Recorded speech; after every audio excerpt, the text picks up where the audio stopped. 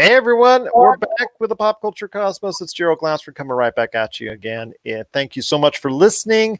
Truly appreciated. But I'll tell you what, Christmas is around the corner. A lot of great things are happening there, of course. Hopefully everybody will have a safe and happy holiday season. But we just got past a great convention, the Indie Pods United. Truly enjoyed our time. I've said it time and time again, and will again on this show, because we just truly enjoyed our time at the Pop Culture Cosmos, and I did on a personal note with all the panels that I did. Cannot thank enough everyone involved, but I do have someone that was involved heavily with the behind the scenes factor for Indie Pods United, but also check his great podcast out every single time a new episode drops. It's the Nowhere to Go But Up podcast. You got to go ahead and check it out today wherever you get your podcast. It is Sean Dustin, and I'll tell you what, Sean, I want to thank you again. Obviously everyone I've given many thanks to, but your work behind the scenes was truly exemplary. I want to ask your thoughts on the whole process itself from start to finish. In your mind, do you think it went as well as it possibly could have? For the amount of time that we had, and thank you, Gerald, for having me on your show. Sorry about that. For the amount of time that we had to plan this, and I mean, there were times where it was in the beginning, it was pretty shaky whether or not, this somebody needed to take care of this. I didn't do this, didn't have time to do that, and I did as much as I could, but since I knew I was going to be, have to have most of my time dedicated on the back end of this thing, that, all right, well, there's a whole lot that I'm not going to be able to do. There's a lot of things that aren't my strong points, like social media marketing, some of these other IT things, the workings of the website and how to do all of that. That really isn't my strong suit. I wish I knew how to do more of it, but I think it did. I think that we had a strong performance. I think the fact that we had very little downtime in between shows and streams versus some of the other podcast conventions that I've seen where there's been a lot of downtime, where anytime I would tune in, you'd get that blank thing. We'll be back, momentarily. I think we want you to stay by. Yeah, stand by, don't go away. But exactly, which is the actual code word. Go to the bathroom, go get snack, or change the channel. Yeah, and so I think that we did a very good job at keeping people's attention, bringing quality shows. I don't think that any of them that we brought out was a show that I would be like, dude, I'll never watch. Why did we have that? They were all pretty damn good. The production value of Burwell, I mean, I'm still raving about that. I think that's kind of like, if we're not going to be moving back to any kind of normalcy, I think that is going to be the next generation in how we're going to get live entertainment. And I agree with you 100%. And I think that's, since Indie Pods brought that we should start, maybe moving towards bringing more of that, in terms of setting up concert events and stuff like that, as another outlet of what we do. I mean, this, I think that this was mostly a proof of concept for us, just to see if we could do it. And the very fact that we did is now going to open up a lot of doors, to a lot of different things that this could be utilized for. So I think it was a great success. I'm super proud to have been a part of it. And Tina Marie to ask me to come in and be one of the lead, whatever you want to call it, host, moderator, whatever. I think the most I did was that we used my StreamYard account.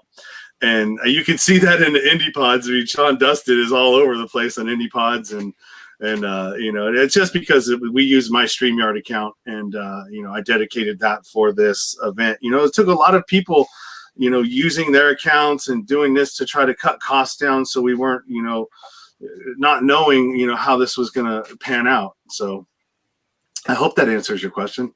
Oh, it did. But I will say that Indie Pods United gets some slack for having me on so much. I don't know if that's a good thing for Indie Pods United. Well, I think all of the personalities really, really, really worked well together. I'm kidding, of course, when I say that. At least I hope I am. A lot of times when I've been a part of things like this, you have egos that get in the way. You've got too many people that want to be the chief and not enough people that want to be the Indians. And, you realize that we're all here for one common goal, and that's to build something, build a community, build something fun in this community. And I think we achieved that. I think you guys did a great job. You, Jeff, obviously, everybody that was involved with Indie Pods United, Tina Marie, Robert, Cammie, the list goes on and on, Nigel, the whole group that was involved with it, just all from all over. And you're talking about people that never interacted face to face with each other. And that's something that is now a realization in 2020, that you could be thousands of miles away. In the case of Nigel, another continent away. And in fact, for instance, the Indie Pods United Awards, the judges that I interacted with, I was leading the team of judges responsible for it. I mean, Philippines, Africa, UK, East Coast, West Coast with me. I mean, we were all over the place. Texas with Tina Marie. I mean, it's just so many different places now. We were able to work on this and still be able to get the job done. And from your aspect, you were able to communicate and work with so many people from various different parts of the world. It's amazing how this all got done so fluidly, and obviously it was a great product as a result. Yeah, and that's another point that I wanted to bring up as well, is that the world is getting a lot smaller. It's not getting bigger. We're getting very much closer to each other. I mean, not every aspect of social media works the way that we want it to, and we've seen what's been happening in our own, whatever you want to call it. But I mean, if you're using it in the right way for a specific reason like this, it's perfect for bringing people together and, to kind of raise our vibration above the silliness that's happening in the world right now. It was like, I just got back from, not to make a shameless birthday plug, but I mean, I just got back from celebrating my birthday up in Sacramento, California, and we were able to go on a dinner cruise, go to a comedy club, and it was really interesting to see how people are pivoting and trying to work within, and how creative they got to make certain things happen for their businesses, where they don't have to close down. I mean, it's definitely not like with the comedy thing, the Luke Knoll, he was super funny, but it was really, it was awkward. It was awkward to watch a Zoom like comedy deal. It was, to me, it was. Not to say that I wouldn't do it again, but it's gonna be. How different is it? Let's say, I mean, I saw two parts of it too. How different was it per se than you watching, let's say, a Netflix comedy special? And obviously, the production values are not going to be there. But let's say, just like you were popping in on a live performance, how different is that for you? I think the difference is that to be able to interact with the crowd, because that's what comedy, like stand-up comedy, really depends on. It's, you've got your premises and everything else that you're working out, but the crowd work is really an integral part of that. And it's hard to do that on the Zoom, or maybe it was just difficult with that because instead of paying attention to who's in the crowd, Luke Knoll was playing his guitar, which, I mean, that's a different kind of thing. So I don't know, maybe I need to watch somebody who's just strictly stand up and not have an instrument involved and make my decision that way. But I mean, even what we did in at the Laughs Unlimited in Sacramento, I mean, they had a guy on stage. The outside had a perimeter where even if you were to stand behind the perimeter and try to hear, you couldn't hear his voice very well. So they had headphones that were connected to the microphone. So everything that he was saying, you could hear perfectly through the headphones. There was little pods that were heated. I mean, I thought it was pretty ingenious myself, but it's still not the same. I mean, they were still able to work with the crowd, but you had all of the outside sounds that were a distraction. Loud cars going by, which made it really distracting for the guy on stage and also the people listening. So I don't know what the answer is. I'm just I'm happy to support local things and local venues and not corporate type stores and everything else. I mean, the mom and pops out there are really struggling. Absolutely. And that's something that unfortunately is a byproduct of what's going on here in 2020. But Indie Pods United is also a byproduct of what's gone on in 2020, because had this been normal times, so obviously we wanted normal because there's be a lot of lives saved and a lot of people be a lot better off and health wise, and obviously a lot of business as well. But Indie Pods United is basically what we're seeing come out of the things like 2020. So we can go forward, and when things get a little bit better, we can still utilize the knowledge that we gained from what we worked on here in this Zoom convention environment that is now becoming more and more popular these days, that some of it will actually be retained. And I like to see Indie Pods United going forward, even when we go back to some type of normalcy, use this type of outlet, being able to connect from people all around the world that couldn't even get there live, even if it was a normal situation. Yeah, I think going forward, that should be one of the main things that we try to figure out, is that, okay, when we can go brick and mortar again, to be able to incorporate both of those, and have a live convention as well as do it as a virtual as well, to include everybody. I'm looking forward to that day. I'm hoping that it will go ahead and come to pass like that, because obviously I mean a lot better signs that people will have the choice to either visit in person and be in a healthy enough environment, and then also as well being able to visit in a virtual fashion from anywhere in the world. They can go ahead and check out not only Indie Pods United, but a lot of events in our lives that can take place going forward because of the new information and experience that we've gained over the course of what has been very necessary in 2020. But before we head on out, and before we get you to do the main plug and main pitch for Nowhere to Go Up But Up podcast and why people should check it out, I want to hit you up with this. I know Christmas is around the corner. What do you do in the Dustin household? And by the way, belated happy birthday, even though I did say it in private. I wanted to go ahead and wish you again happy birthday. Thank you. I wanted to go ahead and hear your thoughts on how does pop culture shape your Christmas, whether it's music, whether it's movies. I know I've had some conversations already with the people every year that you have. What are the best Christmas movies that are out there? So that debate begins. But what are some of the things that you do around the Dustin house to make your Christmas very special? Well, having a 3-year-old daughter definitely makes it to where I have to, participate in those type of things. A lot of the stuff that I do around the holidays, like we went out and I took her to see some Christmas lights around some of the neighborhoods, stuff like that. Obviously, going to have pictures taken with Santa. That's something that's going to be happening with her here pretty soon. This year is just different, man. I mean, usually my family gets together. Now it's mostly Zoom get-togethers that we have, where we hang out and just how's everything going, this and that. This year, we're not going to do a whole lot. I don't even think we're going to meet up this year at all. Last year we did. So the normal things that I would normally be doing, like maybe go to the movies, watch a new flick that's coming out at the movie theater. In the big ones, the IMAX. I like doing that every once in a while. It's always good to get some of that real movie butter popcorn that you can take and shake it and just put as much of that butter on as you want. All that stuff is kind of gone for now. And I think even the movie theaters recently said that they aren't planning on opening again until 2022. So they're going to revisit all of that, going forward. So.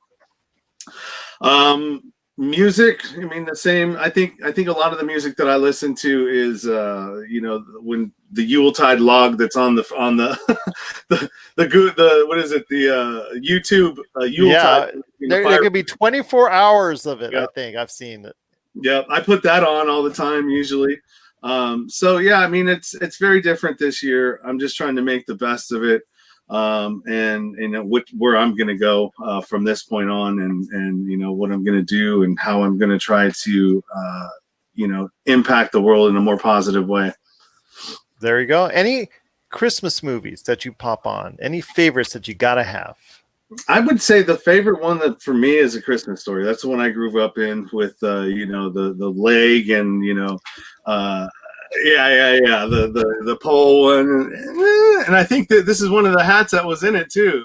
That's a good one. That's a good one indeed. Any others?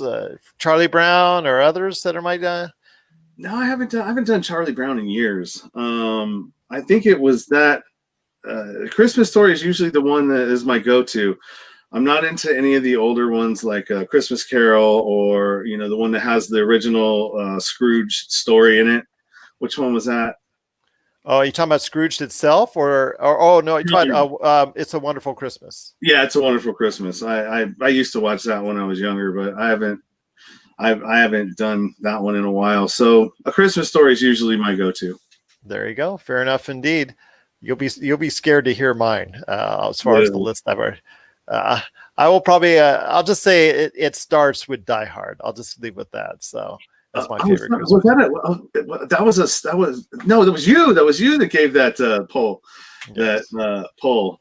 And yeah, I've done it before. As far as there's a raging debate whether or not Die Hard is a Christmas movie. I am firmly on the is Christmas movie, since it takes place during the Christmas holiday season, even though actually I don't think even the movie got released in Christmas time. But I think it's for me, it's probably one of the best movies for Christmas time for me. But again, that's just my thinking. But there's a lot of great things that people do around the Yuletide season. So I'm hoping you, your family, and everyone else out there has a safe and happy holiday season. But before we head on out, my friend, we got to go ahead and get the hard sell from you. The hard sell, the real big pitch. You've already pitched IndiePods United at IndiePodsUnited.com. So people got to be there for IndiePods United 2021. And then all the things during the course of the next few months. Be part of the group, be part of the page, check it out, archives, the whole 9 yards. But the Nowhere to Go But Up podcast is on right now, wherever you get your podcasts. Tell everybody about why they should check out the Nowhere to Go But Up podcast. Well, if you like variety, that's definitely the place to go. I've got a ton of different content, damn near for anything that you could possibly want. I've got content for. It started out as a bottoms and life struggles show, and in between was sort of my interests. It's kind of blossomed out into, kind of whatever it is right now. And, I do have those bottoms and how people get through it, the struggles of life, whether it's addiction, PTSD, mental health, a lot of stuff about people that are currently incarcerated, because I was actually somebody who was incarcerated for about 3 years in federal and state prison. And so I started this podcast because I wanted to tell my story, but I also wanted to tell stories of other people, and that it's just because your life was at a certain point at one point in time doesn't mean that that's the way your life has to stay. We have the ability and the choice to make our story the way that we want to. We what we have been through in the past, that's just what, it's not who we are, it's what we went through. And so that's really the main thing that I always want to try to convey in everything that I do, is that you don't have to necessarily, you can turn your mess into your message, basically. And that's pretty much what I've done. And I'm on YouTube. I do a live stream as well that goes to Facebook, YouTube. I haven't done it in a while because I've been caught up doing a bunch of other stuff. So I've got about 20 hours that I need to. I'm thinking about doing a marathon, actually, and just doing straight 20 hours, one after another, to catch up to what needs to go on there. But I've got currently 82 episodes that are in my catalog, and I've got about 45. I think it's close to 45 right now in my queue, waiting to come out. So there's not a shortage of content for sure.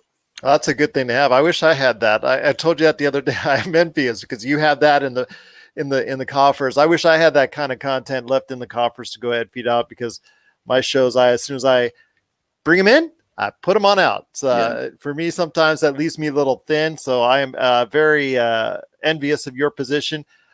I just wanted to go ahead and again, thank you so much for being a great part, and all your help and all your work, along with everybody else involved at IndiePods United. In fact, that's what I was checking out to make sure that it went up on the IndiePods United group, and wanted to give them again a special shout out to continue the great work going forward for IndiePods United.